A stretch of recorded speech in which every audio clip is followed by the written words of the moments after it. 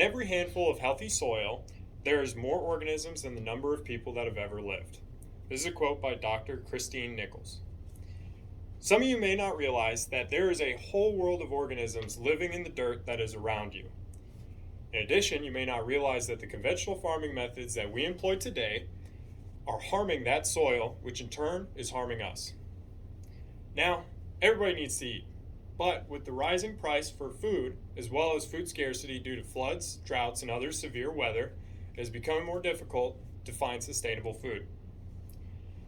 In research conducted by Gonthier and his colleagues in 2014, looking into conventional farming methods, they had found that with those methods, there is extreme soil degradation due to a lack of biodiversity.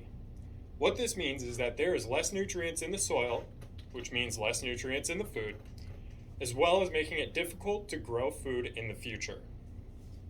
This is why regenerative farming will lead to a healthier humanity and planet. But before we can talk about regenerative farming, we have to talk about its counterpart, conventional farming. So conventional farming relies heavily on synthetic inputs. This would include fertilizers, herbicides, and pesticides. Commonly used pesticides such as glyphosate and neonicotinoids, as well as the herbicide triazine, have been shown in a research study conducted by Nicolapaolo Stamati and his colleagues in 2016 that they are in connection with cancer, as well as kidney failure and other health problems. In addition, per NOAA's Global Monitoring Lab, there has been a substantial yearly CO2 emission increase into our atmosphere. Another thing that NOAA had discovered is that there is a seasonal cycle to this. The Northern Hemisphere, specifically in the Northern Hemisphere, you have the vegetation growth season, which is your spring and your summer. This is when CO2 emissions in the atmosphere decrease. And as you go into the winter decay months, or fall and winter, you see an increase in the CO2 emissions. With the increase in these CO2 emissions, there's also an increase in severe weather. This would be droughts, floods, frequency and intensity of hurricanes, severe weather, and other severe weather. So, with the cycle that you see in the CO2, it is safe to say that when the vegetation is growing throughout the summer, that vegetation pulls the CO2 out of the atmosphere and puts it into the ground. And during the wintertime, when those conventional methods leave their grounds barren, there is a substantial increase to those emissions. All in all, with conventional farming methods, they rely heavily on synthetic inputs which harm the soil, the produce, and it harms you.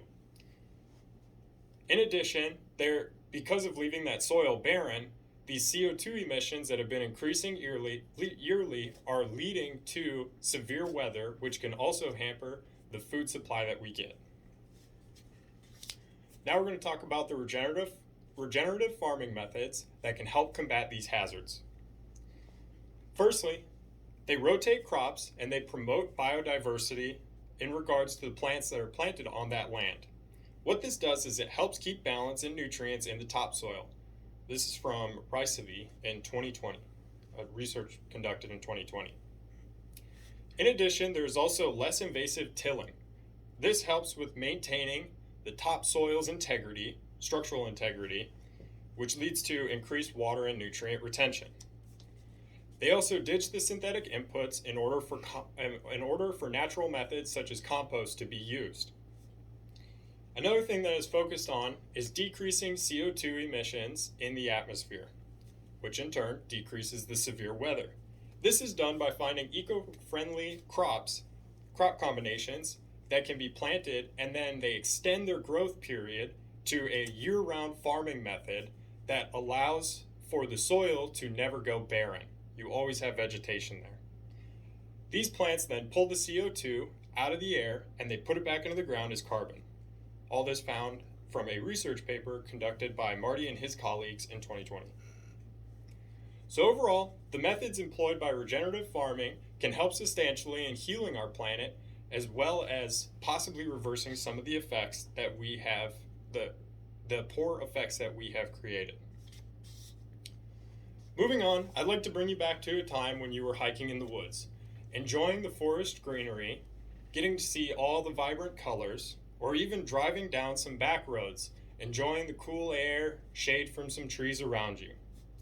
Now imagine this: a barren world, no shade, record breaking temperatures where the heat is just sweltering, and a climate that is in decline.